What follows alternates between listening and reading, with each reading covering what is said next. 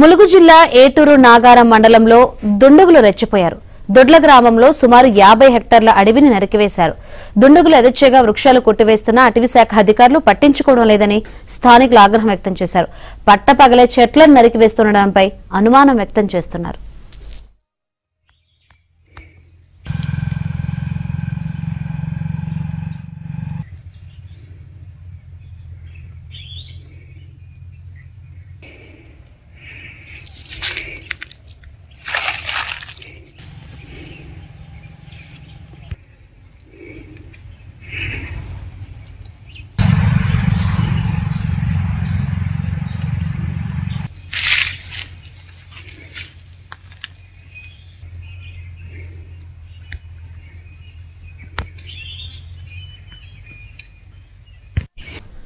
ములుగు జిల్లా ఏటూరు నాగారం మండలంలో దుండగులు రెచ్చిపోయారు.